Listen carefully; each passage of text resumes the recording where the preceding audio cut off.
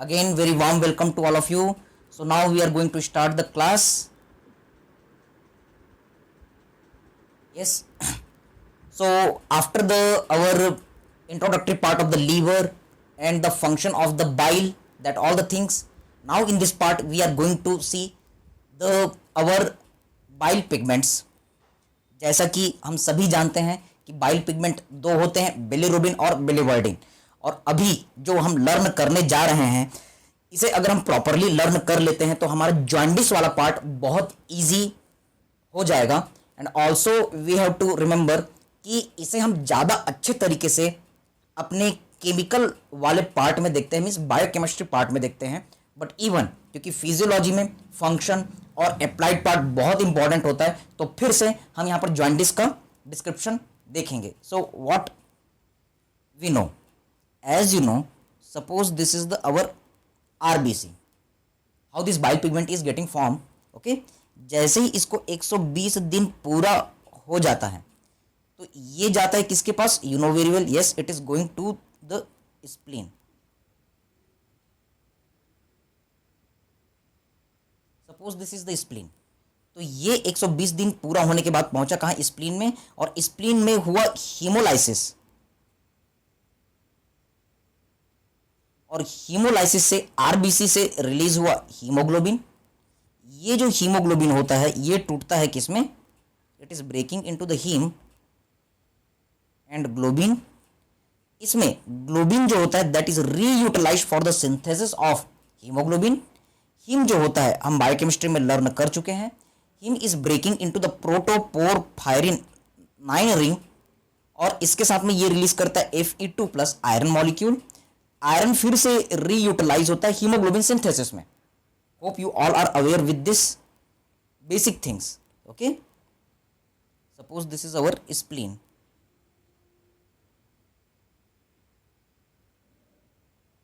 तो अब हम देखते हैं कि प्रोटोपोरफायरिन 9 रिंग का क्या होता है। Yes, it is converted into the first biliverdin, that is the our bile pigment. और फिर ये बिलीवर्डिन जो होता है वो कन्वर्ट होता है बिलीरुबिन में। Getting the point? तो पहले V आता है फिर R आता है। Remember, first V and then R। Getting the point? Okay, now see here, this BR is then released into the blood. अब ये ब्लड में आया, लेकिन जैसा कि आज हमने बायोकेमिस्ट्री पार्ट में भी देखा, फ्री रेडिकल इंजरी वाले पार्ट में, कि ये जो आपका बिलिरुबिन होता है इसमें डैमेज करने की प्रॉपर्टी होती है, इसमें फ्री रेडिकल की एक्टिविटी होती है, ये टिश्यूज को डैमेज कर सकता है। इसलिए इसकी टॉक्सिसिटी को कम करने के लिए बहुत जरूरी हो जाता है कि एक प्रोटीन इसके साथ बाइंड हो, व्हीकल की तरह काम करे और इसकी टॉक्सिसिटी को काम करे। तो वो मॉलिक्यूल है हमारा albumin. Yes, albumin free radical scavenger की तरह काम करता है। So now the bilirubin, suppose this is our bilirubin which is binding with the albumin protein. Yes, it is binding with the albumin protein. So this is our bilirubin albumin complex. तो इस molecule को हम क्या कह रहे हैं? Yes, try to understand. This is our bilirubin albumin complex. और ये जो बिलिरुबिन एल्बुमिन कॉम्प्लेक्स है ये क्या करता है? यस, रिमेंबर, ये अनकॉन्जुगेटेड बिलिरुबिन कहलाता है, इसे हम फ्री बिलिरुबिन कहते हैं। अभी इसमें कॉन्जुगेशन नहीं हुआ है। कॉन्जुगेशन का प्रोसेस जो हमने पिछली क्लास में देखा था, ग्लाइसिन या फिर टॉरोकोलिन का जुड़ना, that process is known as the conjugation. इस बिलिरुबिन एल्बुमिन कॉम्प्लेक्स को आप क्या कहोगे? Free bilirubin. अभी कॉन्जुगेशन नहीं हुआ है, that's why you can say this one as conjugated bilirubin also. तो मैं आपको हाइपर बिलिरुबिनेमिया या फिर जॉन्डिस पढ़ाऊंगा जिसमें हम टर्म यूज करेंगे अनकॉन्जुगेटेड हाइपर बिलिरुबिनेमिया, जिसमें फ्री बिलिरुबिन का लेवल बढ़ा हुआ आपको मिलेगा। Getting the point? Now this albumin is acting like the vehicle and it is carrying this molecule towards the liver. ये पहुंचेगा कहां? लीवर में। Getting the point? अब लीवर में जैसे ये आएगा तो क्या होगा? Yes, the bilirubin is getting entry while the albumin is freed. तो एल्बुमिन जो है वो अलग हो गया। This is our free albumin. और यहां पर पहुंचा कौन? बिलिरुबिन। अब हम बायोकेमिस्ट्री पार्ट में लर्न कर चुके हैं, yes this is our liver, कि ये जो बिलीरुबिन होता है इसको पर्टिकुलर मॉलिक्यूल से जोड़ करके लीवर डिटॉक्सिफाई करता है ताकि ये इजीली हमारे बॉडी से एक्सक्रीट हो सके। तो इस प्रोसीजर को हम कहते हैं conjugation. What is the name of this process? Conjugation. जहां पर ग्लाइकोकोलिक एसिड, टॉरोकोलिक एसिड आते हैं और ग्लाइकोकोलेट और टॉरोकोलेट ये सारी चीजें बनते हुए फिर बाइल का सिंथेसिस होता है। And remember during this conjugation process the enzyme which is responsible that is our yes uridine diphosphate glucuronil transferase. In short you can remember this is glucuronil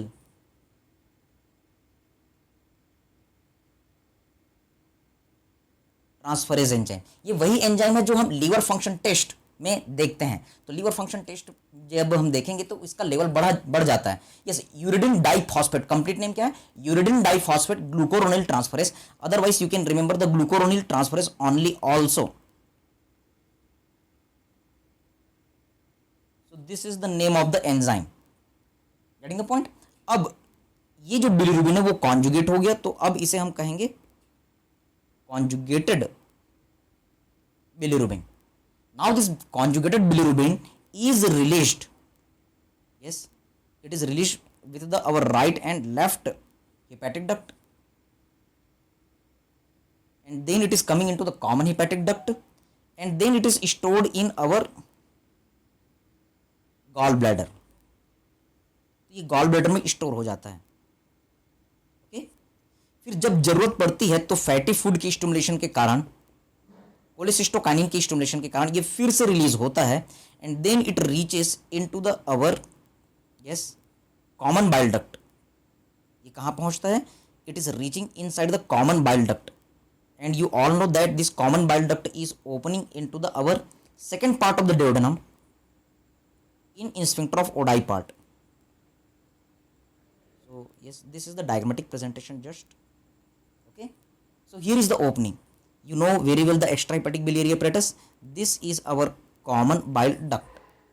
Okay, so now it is released and then it is reaching into the our intestine. अब यहाँ पर फिर आगे समझते हैं कि इस intestine में क्या होगा। Just simple diagrammatic presentation. यहाँ पर बैक्टीरियल फ्लोरा, यहाँ पर बैक्टीरिया रहेंगे जो इसके ऊपर डिग्रेडेशन का प्रोसेस रन करेंगे।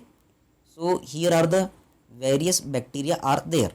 ये बाइल जो रहेगा वो डाइजेशन के प्रोसेस में पार्टिसिपेट करेगा, फैट को मिसल में कन्वर्ट करेगा और उसे एब्जॉर्ब करने में हेल्प करेगा। Getting the point? So this is microbial flora. Okay, so it is acting over the bile also, and it is converting this bile into the further molecule that is the stercobilinogen. फिर से इसमें microbial flora bacteria की activity होगी और ये convert होगा stercobilin में, और फिर ये फीकल मटेरियल के साथ रिलीज होगा। And due to this all the faecal material is having the peculiar, yes, this is excreted into feces, and there is a particular smell and color of the stool. Getting the point? तो एक चीज clear है कि अगर ये स्टर्कोबिलिनोजन का level बढ़ जाए, स्टर्कोबिलिन का लेवल बढ़ जाए, तो फीकल मटेरियल जो है वो डार्क येलो हो जाएगा। Getting the point? So it is responsible for the yellow colour.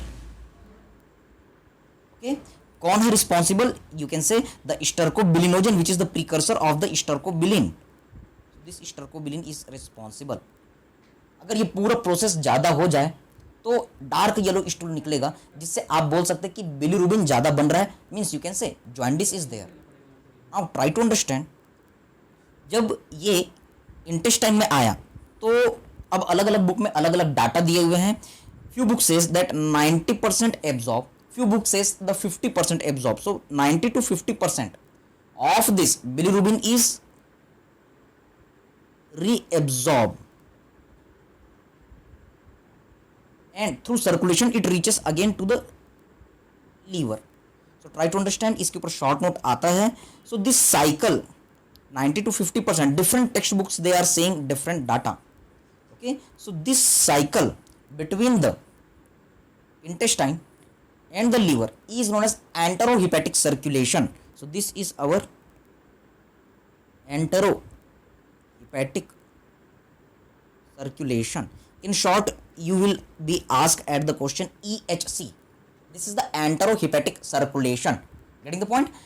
तो आपको एग्जाम में ये शॉर्ट नोट अगर आया तो आपको ये पूरा डायग्राम बनाना है, हीमोलाइसिस समझाना है और उसके साथ में आपको बताना है excreted bilirubin is again absorb and this cycle is running in between the intestine, that's why entero, and the liver, that's why hepatic. So this is the enterohepatic circulation. Getting the point? अच्छा, और आगे की बात समझते हैं कि इसी में से कुछ पार्ट जो है वो एब्जॉर्ब हो करके ब्लड के थ्रू किडनी में पहुंचता है. Yes, reaches to kidney definitely through blood circulation. तो जब किडनी में पहुंचेगा तो क्या होगा? Suppose this is our kidney and then it is excreted through the urine. So in the kidney when it is getting excretion, then it is known as urobilinogen, which is converted into the our urobilin, and this urobilin is responsible for the yellow color of urine. यानी ये भी clear है कि अगर मान लो ये haemolysis का process ज्यादा हो, ये पूरा साइकिल ज्यादा चले, तो उस कंडीशन में डार्क येलो स्टूल तो होगा ही होगा, साथ में डार्क येलो यूरिन भी आपको मिलेगा. That will indicate the jaundice. So simple. Getting the point? Okay, so now come to the our next points. Yes, so now further we can discuss on this basis the jaundice, लेकिन इसे हम बाद में बात करेंगे. but you can remember this diagrammatic presentation of the our bile degradation. okay, bile pigment भी यहाँ पर डिस्क्राइब होता है और इस साइकिल से आप हीमोग्लोबिन डिग्रेडेशन को भी शो कर सकते हैं. इसी डायग्राम से आप जॉन्डिस को भी एक्सप्लेन कर सकते हैं, which we will see in our applied part. So now see here, after this all the activity we are going to look for the our bilirubin, bile pigments and its function. So we are looking the bile pigment topic. So we are looking for the normal level of bilirubin. Again in different textbook you will get different, लेकिन एक on an average हम ले सकते हैं. Yes, the normal level is 0.2 to 0.8 milligram per decilitre. Getting the point? यानी कि आप कह सकते हैं कि किसी भी नॉर्मल आदमी में हमेशा बिलिरुबिन 1 मिलीग्राम पर डेसीलीटर से कम होता है. कुछ कुछ बुक 1.2 तक भी ले जाएंगे डाटा को. Okay, yes. Now see here, if any patient is having the bilirubin 1 to 2 milligram per decilitre, तो उसमें जॉन्डिस के सिम्टम एपियर हो गए हैं, but okay, yes, better to say उसमें जॉन्डिस होना चालू हो गया, लेकिन क्लिनिकली वो दिखेगा नहीं. आपको पता है jaundice is the increased level of the bilirubin. Better to say icterus, better to say hyperbilirubinemia. Getting the point? लेकिन इसके दो सिचुएशन हैं. What are the two situations? Better to say in this way. Yes, jaundice, icterus और hyperbilirubinemia. Okay,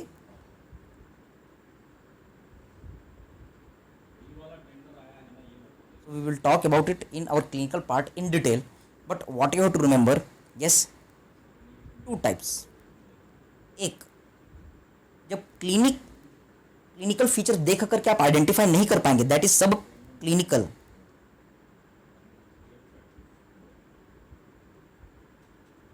Another is our clinical jaundice.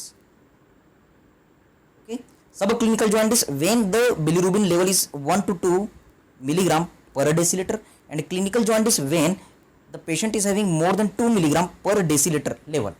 एक और situation है, that is the Kernick teres, when the bilirubin level is more than 15-20 milligram per deciliter, that is the Kernick teres severe lethal condition. Okay, so now we are going to look about the function, क्योंकि हम physiology पढ़ रहे हैं. Physiology means function. So right now we are going to look about the function of bile as well as bilirubin. Okay, so what are the different functions of the bile? So in the previous part we have seen the function of the bile salt. So remember, most functions are like bile salt. तो आप पुराने video के through देख सकते हैं कि bile salt के क्या क्या फंक्शन है. That all the things you can mention here. Okay, तो यहां पर आप लिखेंगे पहला डाइजेस्टिव फंक्शन. ओके, तो ये डाइजेशन में मदद करता है. We have seen already, bile release होगा, फैट के बड़े बड़े मॉलिक्यूल को छोटे छोटे पार्टिकल में डिवाइड करेगा, फिर उसका मिसल बना करके उसके एब्जॉर्प्शन में हेल्प करेगा. तो इसको तोड़ने में मदद करता है. यस, तोड़ने के साथ साथ मिसल बना करके इसके एब्जॉर्प्शन में हेल्प कर रहा था. That's why absorption is the function. Next, excretory function. Yes, the bile is responsible for the excretion also. कैसे?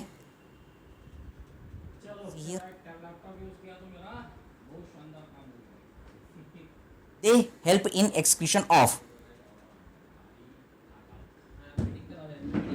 what are the different things getting excreted? So remember, toxins. अगर हम कोई जहरीली चीज खा लेते हैं तो लीवर उसे मेटाबोलाइज करता है और बाइल के साथ एक्सक्रीट करने में मदद करता है. तो डिटॉक्सिफिकेशन रिएक्शन लीवर में होता है और बाइल जो है इसमें हेल्प करता है बॉडी से एक्सक्रीट करने में. Yes, cholesterol. कोलेस्ट्रॉल जो होता है वो बाइल बनता है और बाइल जो होता है वो स्टूल के थ्रू बाहर निकलता है. ओके, तो कोलेस्ट्रॉल एक तरीके से एक्सक्रीट हो रहा है बाइल के फॉर्म में. So cholesterol excretion through the bile. Next, yes, it is responsible for the excretion of the various heavy metal. कई सारे टॉक्सिन्स होते हैं, lead, mercury, arsenic. This all are excreted through the liver in form of the bile with the bile. Okay, and also in the bile many bacteria, especially the typhoid bacteria. So these all are the various things which are getting excreted through the bile. Okay, now what are the other function? Next is our laxative function. हम देख चुके हैं laxative function का. मैंने पिछले बार बताया था क्या? पेट सफा हर रोग दफा. Okay, so do you remember the पेट सफा हर रोग दफा? So the substance which help in our stool, which help in defecation, they are known as laxative. So the laxatives are such kind of the agent which helps in excretion of the stool. So in the next year in pharmacology we will see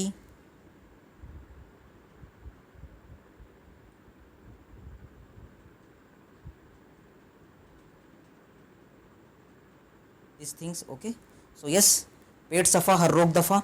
कब्ज की शिकायत होती है जब हमें बहुत ज़्यादा constipation होता है, तो ऐसी कुछ चीज़ें होती है, ऐसे कुछ मेडिसिन होते हैं, ऐसे कुछ नेचुरल चीज़ें होती हैं जो स्टूल पास करने में मदद करती है. We have already discuss. तो बाइल जो होता है वो स्टूल पास करने में मदद करता है. That's why it is having the laxative function. Next, that is our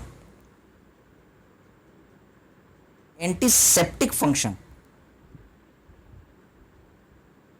yes, antiseptic means ये बैक्टीरिया को किल करेगा.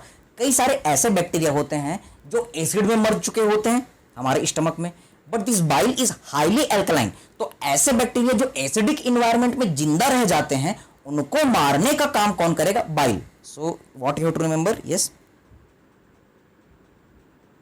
It kills the bacteria. It kills the abnormal bacteria, better to say.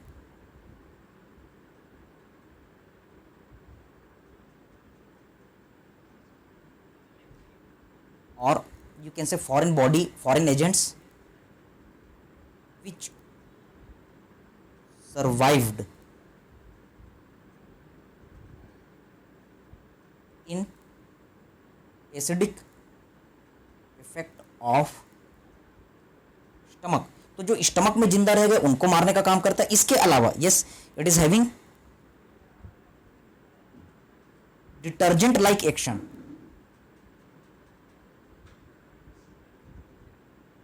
इसके थ्रू भी ये कई सारे फॉरेन बॉडी को destroy करने, रिमूव करने में हेल्प करता है। Okay, now see here, next is our choleretic action.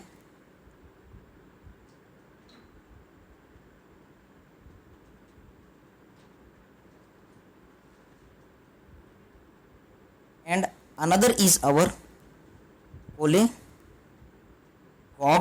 action. Hope you all are knowing from our previous video. कोलेरेक्टिक और कोलेगॉग। कोलेगॉग ऐसा एक्शन था जो गॉल ब्लैडर को कांटेक्ट करता है और गॉल ब्लैडर से रिलीज करवाता है बाइल को। कोलेगॉग। कोलेरेक्टिक क्या है? Yes, the activity of the any agent which stimulates the liver for the synthesis of the bile. तो कोलेरेक्टिक में लीवर जो था वो बाइल का ज्यादा सिंथेसिस कर रहा था। कोलेगॉग में क्या हो रहा है? Yes, bile is released from the gall bladder. हम इसे पिछले वीडियो में डिस्क्राइब कर चुके हैं। Again I am telling you all the action of this bile is, you can count the bile salt activity which we have described in the previous video. Okay, now see here other things. Eighth one, what is the other function? Yes, it help in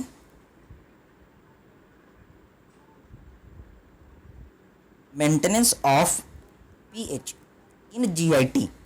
तो acidic environment को फिर ये alkaline करते हुए neutral रखने में help करता है। Okay, now see here what the other things in the previous part we have seen. Yes, prevention of stone formation. bile salt जो होता है वो stone formation को inhibit करता है। again this is the from the same previous part. lubrication. Yes, it lubricate the stool और stool को easily pass होने में मदद करता है, इसीलिए ये लैक्सेटिव का काम करता है। Yes, so these are the our various function. तो आप इसे काउंट कर सकते हैं।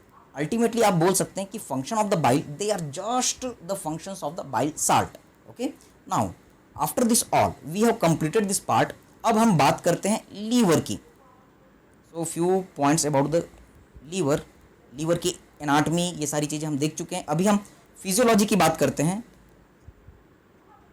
So we are talking about the function of liver. So what are the important functions of the liver? That is our physiology. So we have to count the functions of the our liver. इसके लिए एक trick है, dissection hall में style, DH में style. So there are the many D and many H. Okay, so what is your trick? Dissection hall में हम style मार रहे हैं. So you can remember 2D, you can remember the few more H. Okay, so we are going to look DH में style. Okay, so what are the different things? D for, so just see here, D for, yes, detoxification. अभी हमने देखा कि कई सारे toxin को ये body से रिलीज करने में मदद करता है. लीवर बाइल का सिंथेसिस करता है. So you can count all the function of the bile here. Yes, again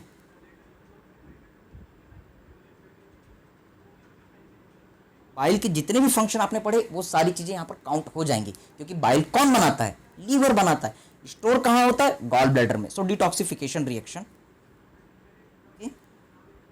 next is our, you can say, defensive function. Yes, as you know, in the liver there is Kupffer cells which are phagocytic in nature. तो ये defence में मदद करता है. Okay, so you can remember this point. Detoxification वाला point हम पहले ही discuss कर चुके हैं. Okay, and you can also remember H, H for, तो ये क्या क्या एक्टिविटी करता है, see here, H for haemolytic activity. Yes, remember यहां पर सेल्स हैं, कौन से सेल्स हैं, रेटिकुलो एंडोथीलियल सेल्स,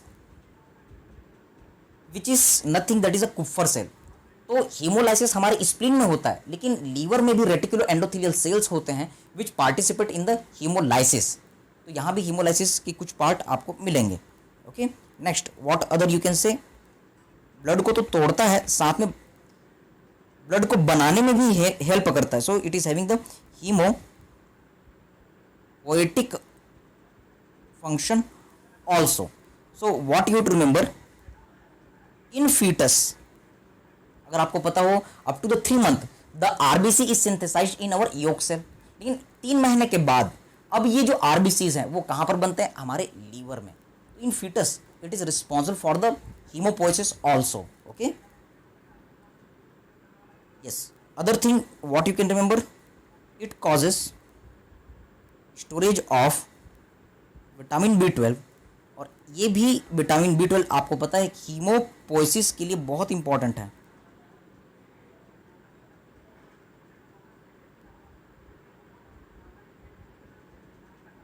अगर ये ना हो तो मेगालोब्लास्टिक एनीमिया हो जाता है। So you can remember the haemopoietic function also. Yes, another is heat production. जैसा कि आपको पता है liver is the most important metabolic organ in our body. जितने भी हम बायोकेमिस्ट्री में साइकिल पढ़ते हैं, कार्बोहाइड्रेट, प्रोटीन, लिपिड, जो भी साइकिल आप पढ़ रहे हो उसमें से 80-90% साइकिल सिर्फ और सिर्फ कहां चल रहे हैं, हमारे लीवर में। Getting the point? That's why what you have to remember, yes, metabolic activities are running, so heat production is more here. Yes, due to very high metabolic activity. You can remember. Now see, M for, you can remember the metabolic function. Yes. So remember metabolic function. Liver is most important metabolic organ. Getting the point? It is most important metabolic organ. So all the metabolism, carbohydrate, protein, lipid, maximum are running here. Getting the point? आप जैसा पढ़ते हैं glycolysis, TCA cycle, okay, even haemoglobin synthesis जो कि mitochondria और cytosol दोनों में होता है। ओके, तो मैक्सिमम साइकिल्स जो होते हैं, lipid synthesis, cholesterol synthesis, urea cycle, this all are mainly running in the liver, और इसी कारण यहाँ पर हीट जनरेशन भी होता है। Next you can see here E for excretory function, हम देख चुके हैं। It help in the excretion of cholesterol, bile, yes, toxin, ये डिटॉक्सिफिकेशन में हेल्प करता है। तो हमने पहला पॉइंट ही लिखा हुआ है detoxification, which we have already discuss. Getting the point? Okay, so this all are the various things. Now style, तो स्टाइल से आप याद रख सकते हैं S, S for yes secretion of bile, और बाइल से रिलेटेड जितने भी फंक्शन है वो सब आप इन्यूमरेट कर सकते हैं। And also one more H U can count here,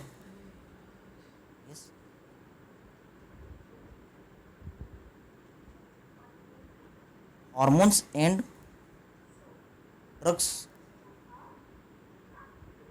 in activation.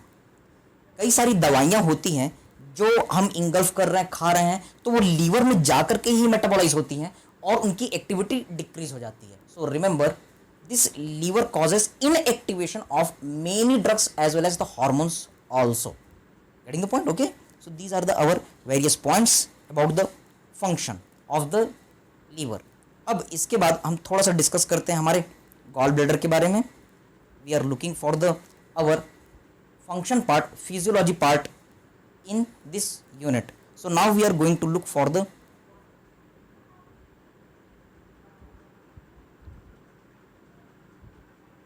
our gallbladder. So as we know from the our anatomy part, last video में हम इसका डायग्रामेटिक प्रेजेंटेशन भी कर चुके हैं. So this liver is having the connection with the our extra hepatic biliary apparatus. तो जब हम लीवर का डाइसेक्शन करते हैं तो आप ये बिलियरी एपरेटस देखते हैं. Can you see this is the our biliary apparatus. Okay, इसमें right and left hepatic duct है, फिर common hepatic duct, then you can see this is the gall bladder. This gall bladder is having the fundus, body and the neck, you know very well, जहां पर Hartmann pouch होता है और हिस्टर valve होते हैं.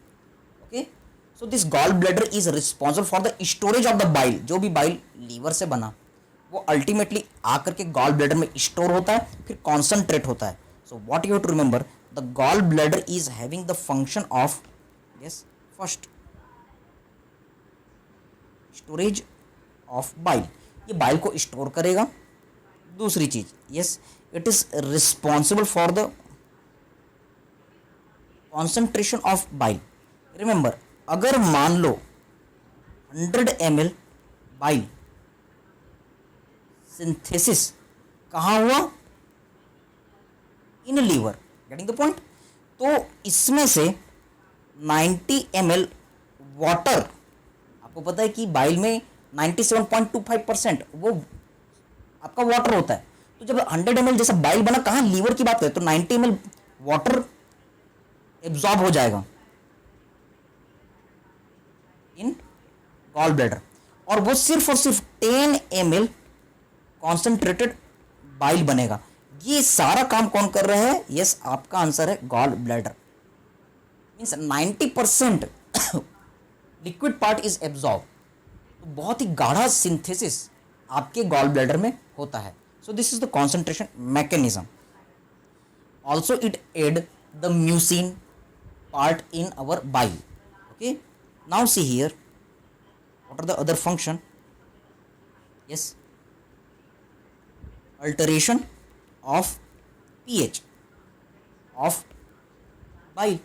obviously अगर मान लो पानी एब्जॉर्ब हो गया तो ये कॉन्सेंट्रेटेड हो गया, तो पीएच तो इसका चेंज होगा, ये और अल्कालाइन नेचर की तरफ जाएगा.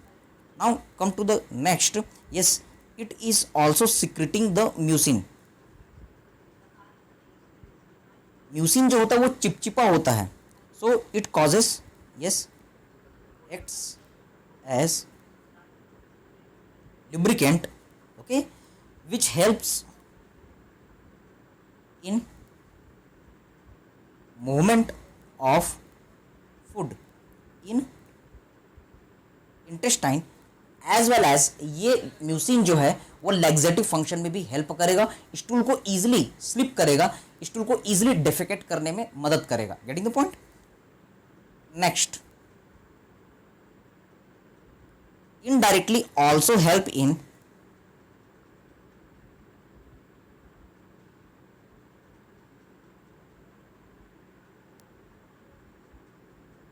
Maintenance of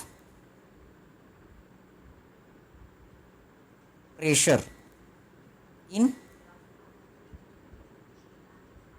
biliary apparatus. तो बिलियरी एपरेटस में ये प्रेशर मेंटेन करने का भी काम करता है. Getting the point. So these are the various points which you have to remember. अगर मान लो बिलियरी एपरेटस में प्रेशर ज़्यादा है तो गॉल ब्लैडर, यस, आपको याद रखना है, मैजिक ऑफ 3 करके हमने इसे एनाटॉमी में पढ़ा हुआ है. Yes, 3 parts, 30 ml to 50 ml is the capacity. Yes, the various dimensions are the 3 centimeter or the 6 centimeter. 3 boundaries of the Carot's triangle. 3 our referred pen, sides of the referred pen for the gallbladder. तो इस तरीके से magic of 3 हमने पढ़ा हुआ है. Okay, तो इसी तरीके से आपको याद रखना है कि इसकी कैपेसिटी 30 to 50 ml की होती है. अगर बिलियरी एपरेटस में प्रेशर ज़्यादा हो गया तो ये डिस्टेंड हो जाएगा और प्रेशर को मेंटेन करने में हेल्प करेगा. Getting the point. So this all are the various things. Now see here, after this all the points, now we are going to move for the our further parts. Yes,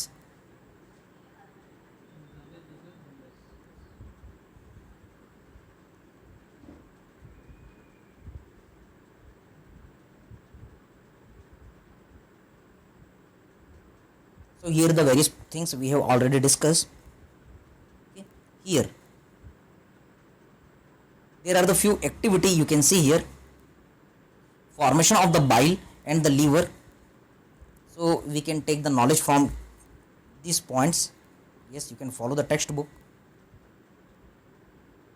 ये question नहीं आता, bile का function, liver का function, gall bladder function, ये सारी चीजें पूछी जाती हैं।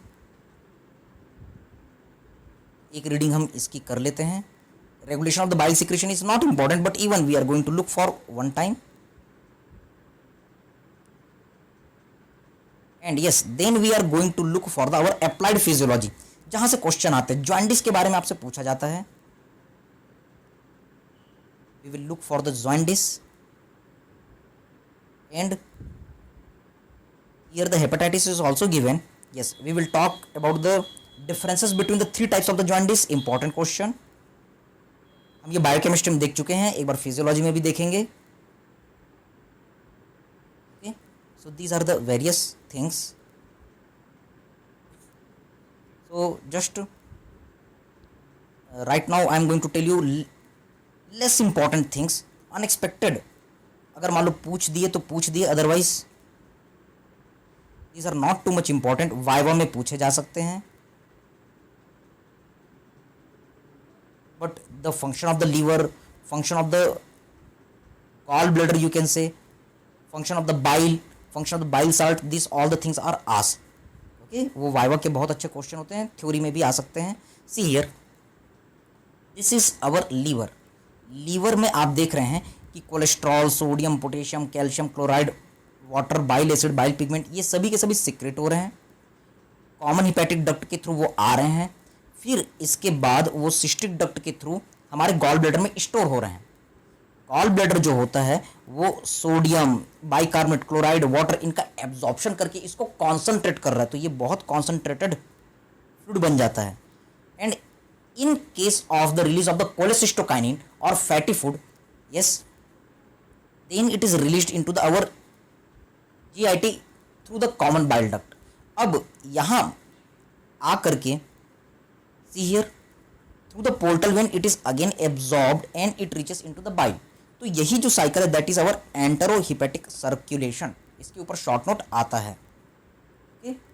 And then it is going to the our small intestine. Fine. Now see here, यहाँ पर बताया गया है there is the our factors responsible for the contraction of gallbladder. Yes, contraction of gallbladder. ये कैसे होता है? इसके लिए दो फैक्टर हैं, एक न्यूरल फैक्टर और दूसरा hormonal factor. Definitely gall bladder is the part of the GIT, और जीआईटी किसके कंट्रोल में है? पैरासिम्पैथेटिक नर्व, वेगस नर्व, इसको जरूर याद रखना है। और वेगस नर्व क्या रिलीज करेगा? Definitely acetylcholine. फाइन।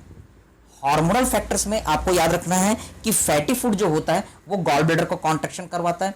इसके अलावा वाइवा में डेफिनेटली आपसे पूछा जाएगा कोलेसिस्टोकाइनिन, ये आप मेडिकल एंट्रेंस के टाइम से जानते हो। Cholecystokinin is the hormone which causes gall bladder contraction. Okay, next, regulation of the bile secretion. Bile secretion किस तरीके से रेगुलेट होता है, कब इसे ज़्यादा कब इसे कम रिलीज होना है? Yes, it starts increasing after the meals. खाना जैसे ही हम खाते हैं इसका सिक्रेशन बढ़ जाता है और ये 3 घंटे तक रिलीज होता ही रहता है, क्योंकि कभी भी हम खाना खाते हैं तो उसे डाइजेस्ट होने में 3 घंटे का टाइम लगता है। Okay, yes, secretion of the bile from liver and release of the bile from gall bladder are influenced by some chemical factors. और इस केमिकल फैक्टर को हम 3 ग्रुप में डिवाइड कर रहे हैं। So in the 3 groups these are getting divided. Okay, so now see here, कौन कौन से 3 ग्रुप हैं?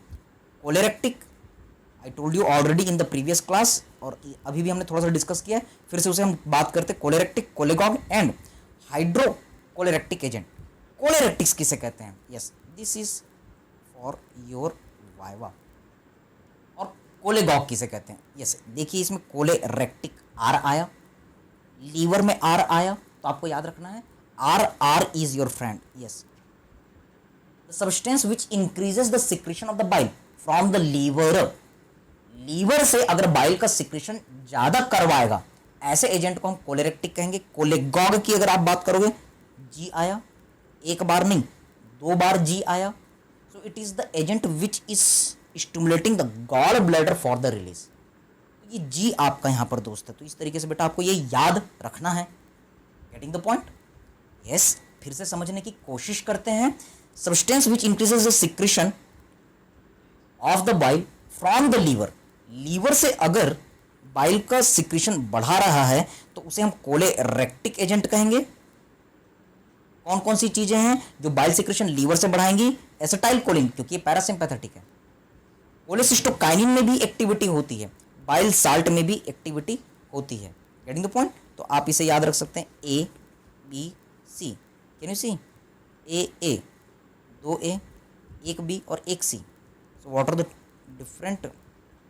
ए acetylcholine and your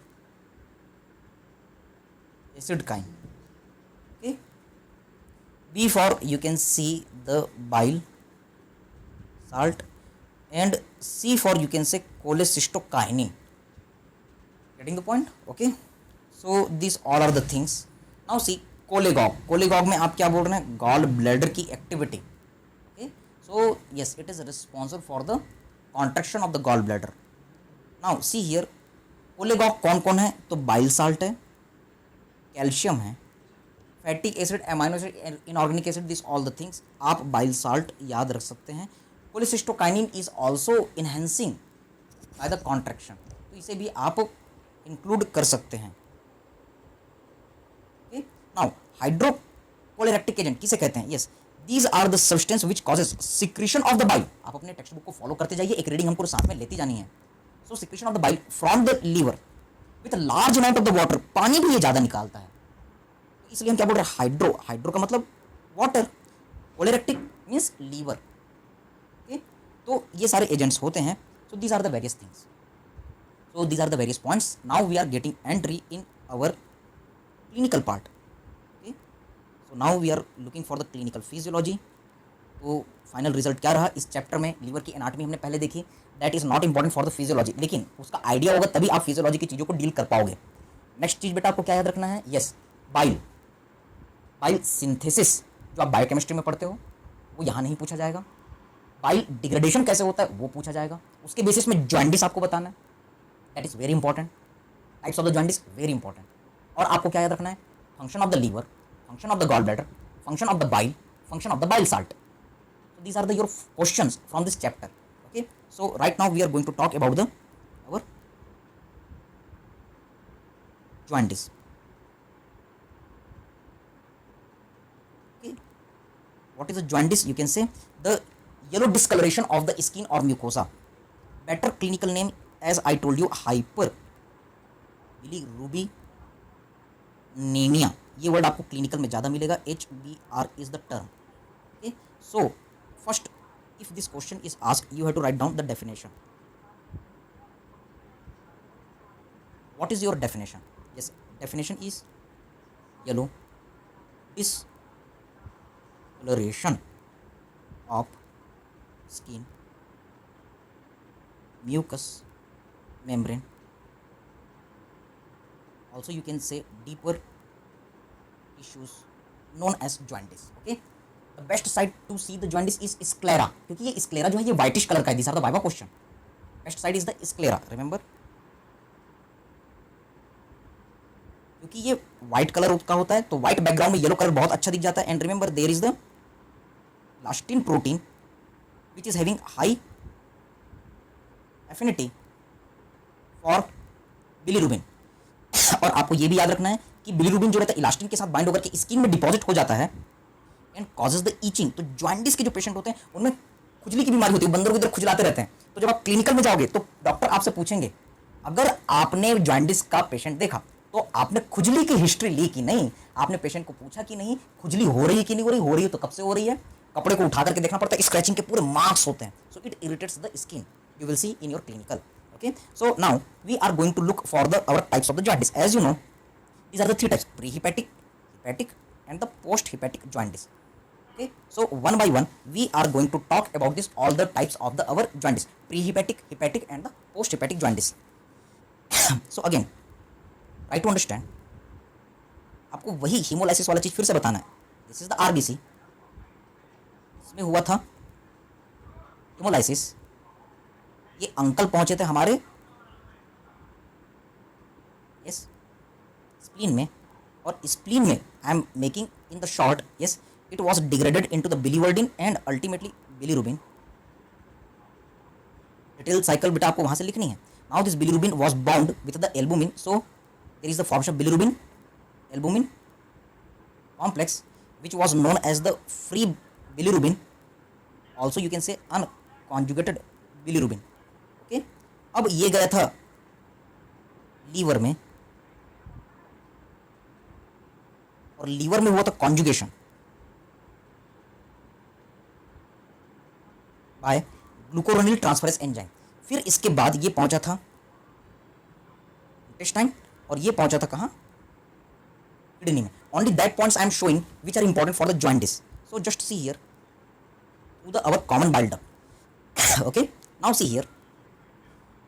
Yes, better to show from the intestine it is reaching again into the liver and then through the circulation to the kidney part. Okay, so now what I want to tell you, intestine से ये क्या निकला ultimately stercobilin, और kidney से क्या निकला था हमारा यूरोबिलिन। अब आप सोचिए एक ऐसा कंडीशन जिसमें खूब ज़्यादा ब्लड टूटेगा, हीमोलाइसिस ज़्यादा होगा, तो ये पूरा प्रोसेस ज़्यादा होगा, यस कॉन्जुगेशन ज़्यादा होगा, इंटेस्टाइन में जाएगा, स्टर्कोबिलिन बढ़ जाएगा, so dark yellow urine, dark yellow stool, urine में ज़्यादा बिलिरुबिन निकलेगा, so dark yellow urine excrete होगा। What I want to tell you, ये हीमोलाइसिस के कारण हो रहा है, that's why this is the our hemolytic jaundice.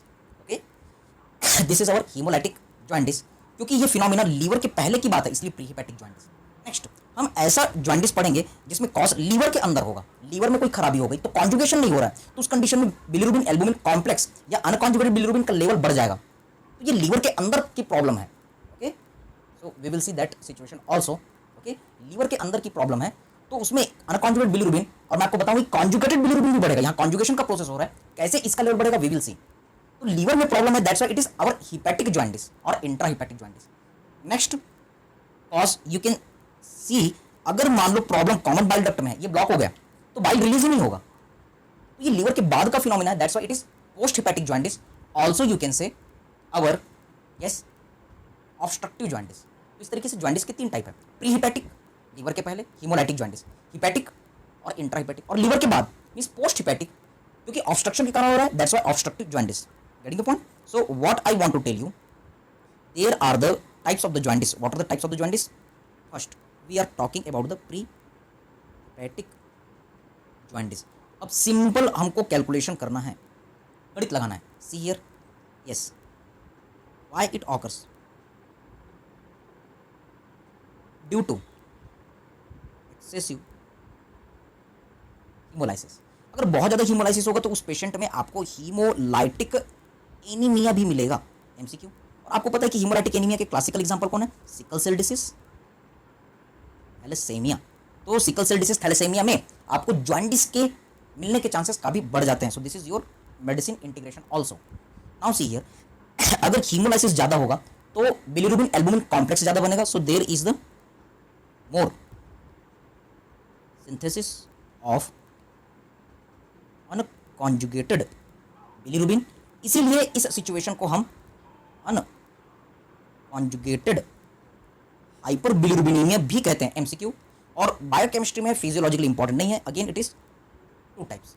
Yes, what are the two types? Yes, UGC इसका ट्रिक है, U G, G for Gilbert syndrome, C for yes Crigler Najjar syndrome, जिसके फिर से दो टाइप थे, टाइप 1 और type 2। Yes, it is not the part of the our physiology, that is a part of the our biochemistry. लेकिन एक बार याद करने के लिए, रिकॉल करने के लिए हमने डिस्क्राइब किया, ये बहुत इंपॉर्टेंट है हमारे बायोकेमिस्ट्री के लिए, हमारे यस मेडिसिन के लिए और पैथोलॉजी के लिए। Next year we will see this situation, Crigler Najjar syndrome.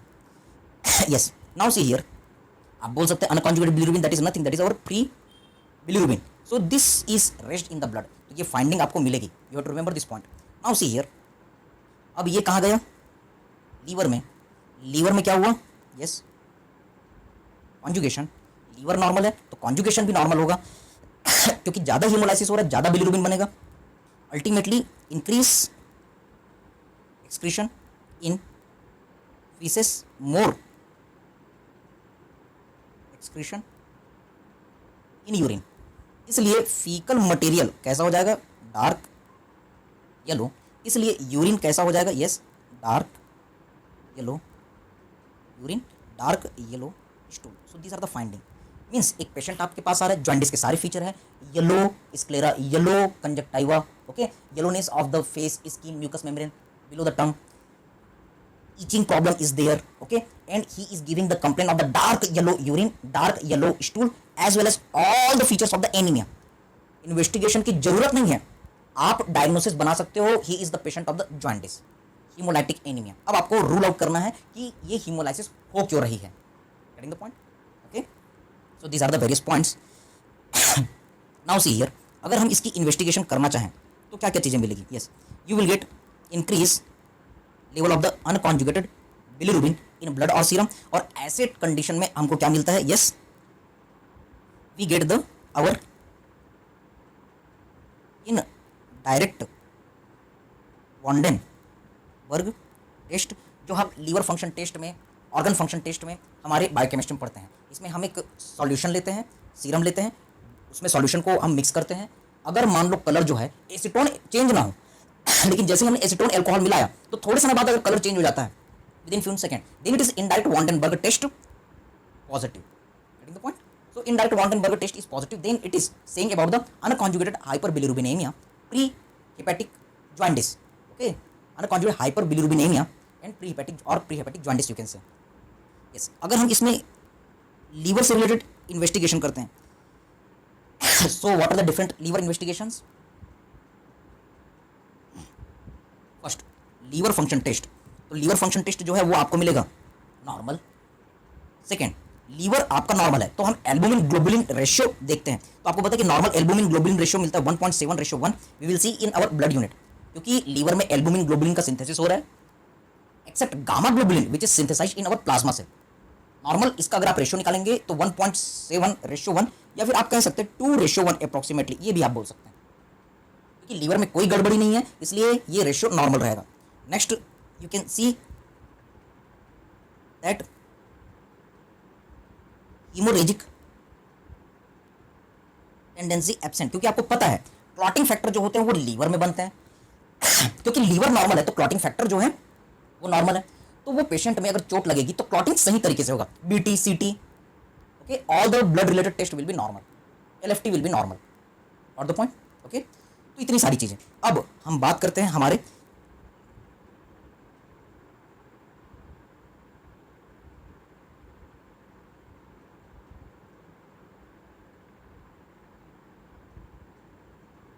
yes we are talking about the our hepatic jaundice, so now we are talking about the hepatic jaundice।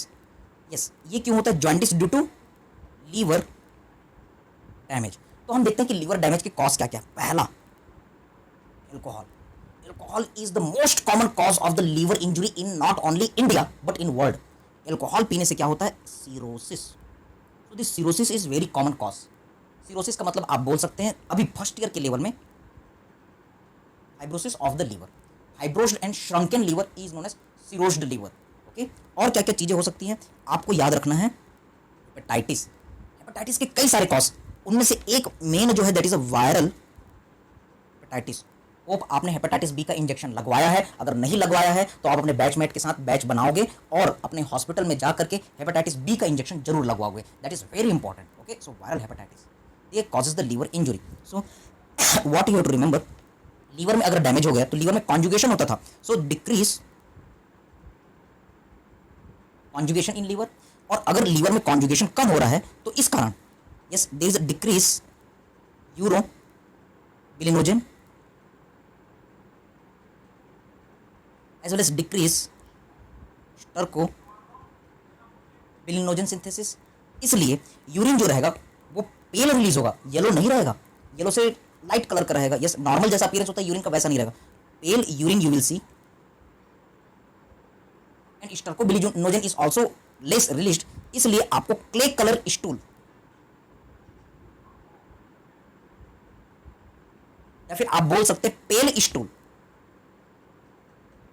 आपको मिलेगा। Getting the point. So if any patient is coming with this all the complication, yes हम देखेंगे कि इस situation में little bit improvement, yes see here आपको pale urine और ये सारी चीजें मिल सकती, लेकिन ये ऑब्स्ट्रक्टिव जॉन्डिस के फाइंडिंग्स आपको मिलेंगे. So what you to remember, yes decrease urobilinogen and stercobilinogen are there making little improvement. लेकिन अब हमको यहाँ पर एक चीज समझनी है. See here mainly the cause is from the our liver. So try to understand. Yes liver cirrhosis. What is a liver cirrhosis? See here. This is our normal liver. Alcohol के कारण इसमें फाइब्रोसिस होता है. That is our cirrhosis condition. तो इस condition में liver जो होता है वो उसमें डैमेज हो जाता है, सिकुड़ जाता है liver. So during this all there is the degenerative process and you know the liver is having the property of the regeneration. तो इस सिचुएशन में क्या हो रहा है? Yes, there is the two things, degeneration as well as regeneration. As well as regeneration. Getting the point? So what is happening? एक तरफ liver में डैमेज हो रहा है, एक तरफ लीवर में सिंथेसिस भी हो रहा है. मीन्स जहां डीजेनरेशन हो रहा है वहां पर कॉन्जुगेशन नहीं होगा, नो कॉन्जुगेशन, और जहां रीजनरेशन और वहां कॉन्जुगेशन होगा. यस,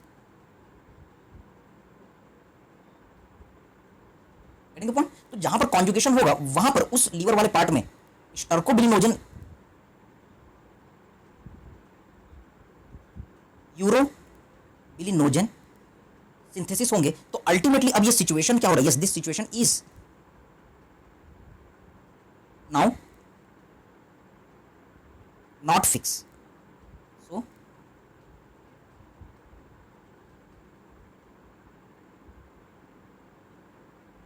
एक तरफ की थ्योरी कहती है कि स्टूल का कलर पेल हो जाएगा, लीवर में डैमेज हो गया, कॉन्जुगेशन नहीं होगा.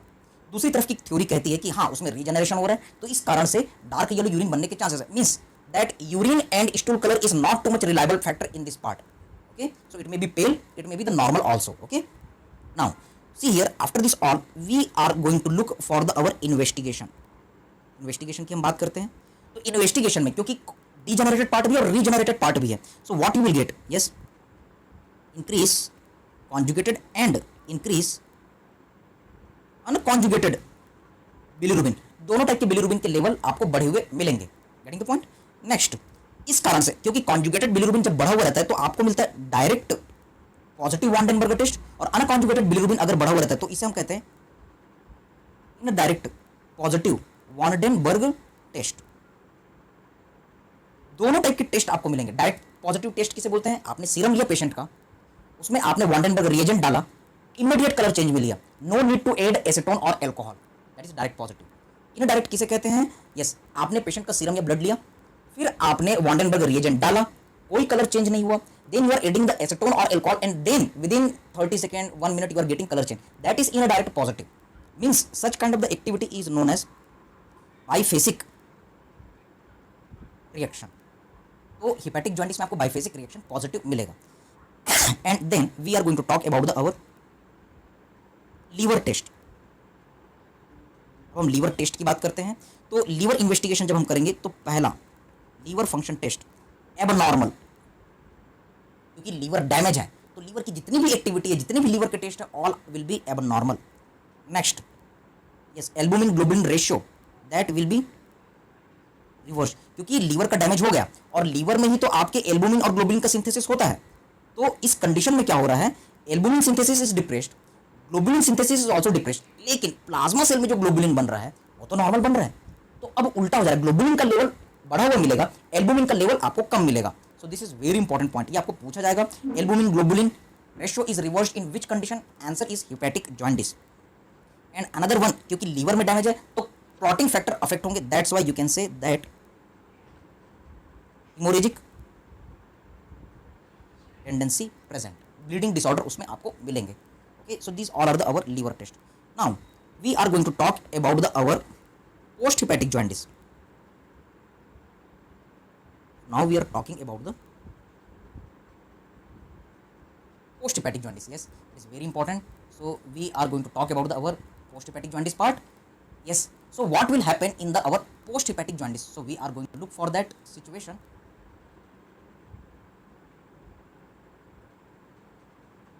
नाम से क्लियर है, पोस्ट हेपेटिक मतलब लीवर के बाद की बात है. So we are going to look about this post hepatic jaundice. See here, अगर मान लो लीवर के बाद जो डक्ट निकल रहा है वहां पर ऑब्स्ट्रक्शन हो जाए, yes see here again follow the same diagram, अगर यहां पर आपका ऑब्स्ट्रक्शन है तो कॉन्जुगेशन तो हो गया है लेकिन वो हमारे second part of the duodenum में इंटेस्टाइन में नहीं पहुंच पा रहा है, तो क्या होगा ऐसे सिचुएशन में, जब वो इंटेस्टाइन में पहुंच नहीं पा रहा है तो वो स्टूल में रिलीज नहीं हो पाएगा, यूरिन में रिलीज नहीं हो पाएगा, और अब आपको पेल यूरिन और पेल स्टूल मिलेगा।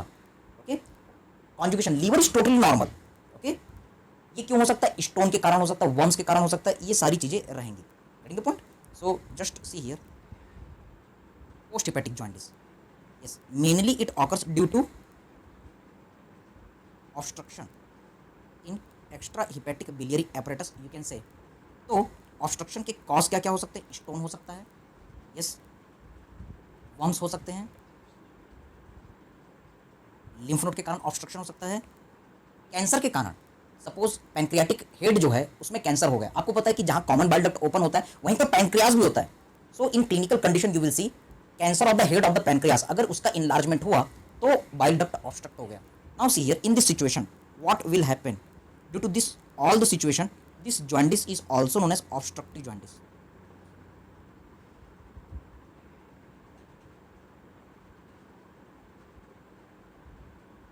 This is also known as the obstructive jaundice. Now see here, conjugation is normal. So due to obstruction, this conjugated bilirubin is raised. इसका लेवल बढ़ जाता है. That's why this is also known as our conjugated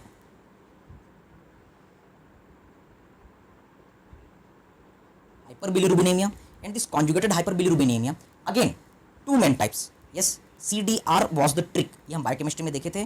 D for Dubin Johnson syndrome and R for our Rotor syndrome. Okay, so this is the conjugated hyperbilirubinemia.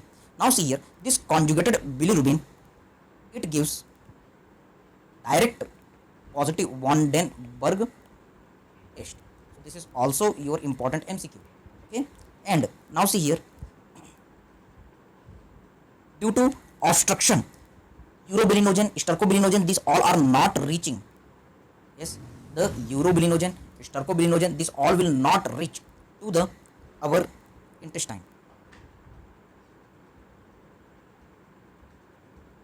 Stercobilinogen, urobilinogen doesn't reach to, they are not reaching to intestine, even kidney. So pale urine, so pale stool and pale urine. कहने का मतलब एक patient आपके पास आता है, वो कहता है डॉक्टर साहब खुजली बहुत हो रही है, आपने एग्जामिनेशन किया, येलो येलो दिखा, oral mucosa, skin, sclera, nails, this all the parts, yellowishness is there. Okay, so in that situation you will ask about the urine. Urine is also normal. Then you will ask about the stool, that is also clay colored, pale, urine is also pale. तो आप मोटा मोटा हिसाब किताब लगा सकते हो, सोच सकते हो कि इसे ऑब्स्ट्रक्टिव जॉन्डिस हुआ है. अब ऑब्स्ट्रक्शन के लिए आप यूएसजी करवाओ, अल्ट्रासोनोग्राफी, स्टोन वगैरह उसमें बहुत अच्छे से विजिबल हो जाते हैं. Okay, so these are the various things. अब हम इसमें इन्वेस्टिगेशन करते हैं. पेशेंट में इन्वेस्टिगेशन हम करेंगे तो आपको क्या मिलेगा, यस इंक्रीज कॉन्जुगेटेड